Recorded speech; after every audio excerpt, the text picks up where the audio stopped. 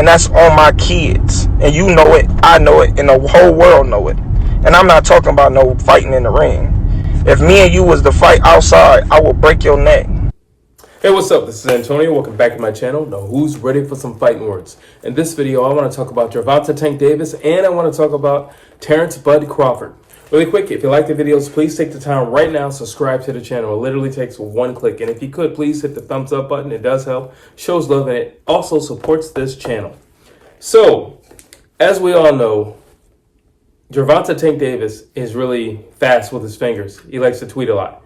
And here he goes again. And this time, him and Terence Crawford have been bickering back and forth for about 3 years now, honestly. And it's been a consistent thing between those two. And there was once a point where Tank was saying, oh, I could knock him out. He's chinny. I could clip him. I could knock him out. I can knock him out. And it's just, now granted, they both share an opponent with Gamboa. But Gamboa is not a great gauging stick for either one of them, especially with the fight with Terence. I just felt like he got a little cocky in there, and he got a little, not cocky, but more or less anxious to get him out of there. And he got hit and put him on, a little wobbly legs or skates or anything like that. But I think that was enough for Gervonta Tank Davis to believe, you know what, I think I could do that to him. And I think if I were to get him in that position, I could get him out of there completely.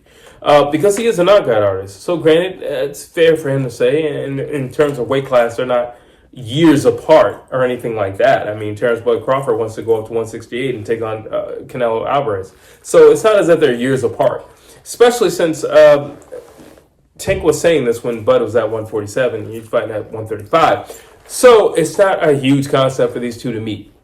But in this last tweet, I mean, like, this last little post with Tank was a little heavy. Once you start talking about a man's wife and kids, certain things are just kind of out of, off limits. Don't talk about my family. Don't talk about my kids. Don't talk about my wife. Number one, they're not boxers. They're innocent. Don't do that. So he crosses the line, and he mentions that, Terence Crawford's wife is a big woman. She's like 300 pounds, and he's got like 8 kids. And it's like, all right, now you can make fun and say whatever the heck you want, but let's look at the positive points, because you're trying to make a joke out of this. But let's look at the positive points.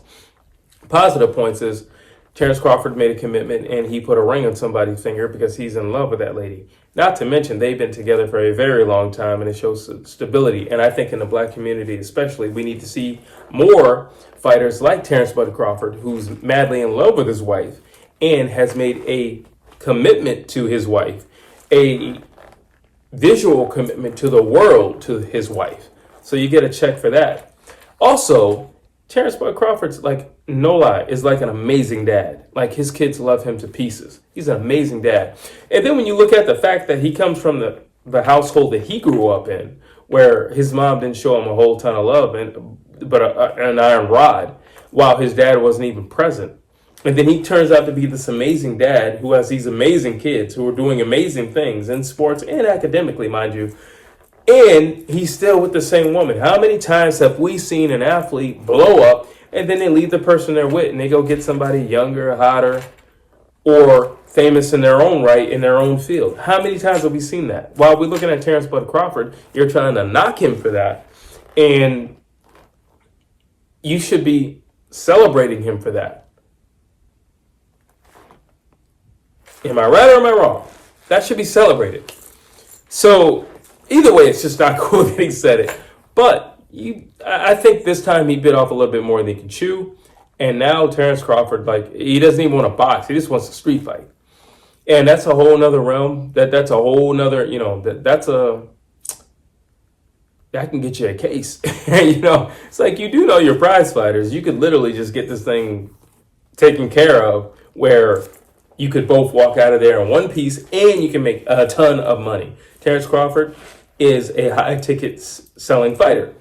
Gervonta Tank Davis is a high-ticket selling fighter. You put both of them in the ring, and knowing they have bad blood and knowing they have a past story, that's a big fight.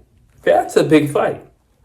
That is a big fight. Now, granted, we have to be realistic. Can Tank make like 140? I think Tank can honestly make 145. I think Tank can make 147. Tank can balloon up. I've seen Tank at 160. He can balloon up. He can get very round. So it's not like a crazy concept. I think in order to get his hands on Gervonta Tank Davis, I think Bud can shrink down to 147 again. Maybe 146, 145, just to get his hands on Tank. Either way, I think it's a possible fight, and I think it's a fun fight. Is it realistic? Especially right now with the plans that are going on in the world of boxing and Terence Crawford's plans where he wants to go, and you look at Gervonta Tank Davis where he's talking about retiring. So is it realistic? No, but I think it's a fun fight to fantasize about. I don't think it'd be much of a fight, to be honest with you. I think Terence Crawford would, as he said, break his neck. I think he would beat him from pillar to post. The only thing that I think Tank would have an advantage on it would be speed. But that's about it. That's honestly about it. Yeah, you could say power. You could say that if you want to. But one thing about power, you're not 100% sure it's going to translate. That's first and foremost. Not 100% sure it's going to translate. Secondly, Tank is not the most active guy when he's in the ring. And I think he would have to work harder much earlier than what he's used to doing in the ring. And he's not going to have time to figure Bud out because Bud's going to change and transform from round to round.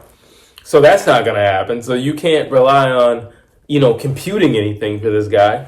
Not to mention this guy can fight from either stance. Not to mention this guy is a great tactician. Not to mention this guy can think in the round, meaning that he can make the proper adjustments in terms of punch selection, in terms of stance, in terms of gauging and distance. I just don't see there's any way. The only way Tank would beat Bud literally would be to knock him out, because it's certainly not going to be from him out strategizing anything. It's just not going to happen. Plus, with all the stuff that's going on in Tank's life, or him just saying he wants to retire, and him saying, he's just not happy with the sport, and he's just ready to be over it. You have to. To fight, you have to be mentally turned on. But big fights against special fighters, once in a lifetime like fighters, you have to be especially tuned on and tuned in. And I don't think Tank's in that type of space. He flat out said he needs to talk to a psychiatrist, a therapist. I don't think he's in that type of space. He's already talking about retirement, and he needs to talk to a therapist. I don't think he's in that type of space. I don't don't see Calvin Ford around that much. I don't think he's in that type of space. I don't see the same people around. I don't think he's in that type of space. There used to be a point in time when he used to show up to a press conference with a crew of people. Now, the last time he showed up to a press conference, he was by himself. So I don't think he's in that type of space. And I think you need to be totally locked in if you're going to be taking on Terence Bud Crawford. Period. If you're going to have to go up and weight, something you haven't done, and you're going to have to take on an actual challenge. Because let's be honest, Tank doesn't always... The guys he fights are good fighters, but there's always an advantage somewhere in there. Ryan Garcia, he was drained. Like Leo Santa Cruz was not going to knock him out.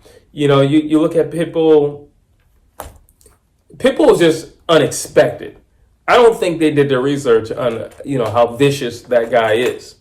But he's still a limited fighter. He is vicious and he hits hard. And he's relentless, but he's still a limited boxer. You look at Rolly. He hits hard, but in Tank's own words, he's just a stupid fighter. He's nothing special. He certainly doesn't do anything special. Well, now, if you were to be taking on Terence Bud Crawford, you're dealing with a special fighter, a once-in-a-lifetime fighter, somebody who's on his A game, and somebody who takes his sport very, very, very seriously. Somebody who's trains all year round, even when he doesn't have a fight. Somebody who has a great home life, so it's not like he's going home to something chaotic. While you look at Gervonta Tank Davis, he's been arrested, spousal abuse.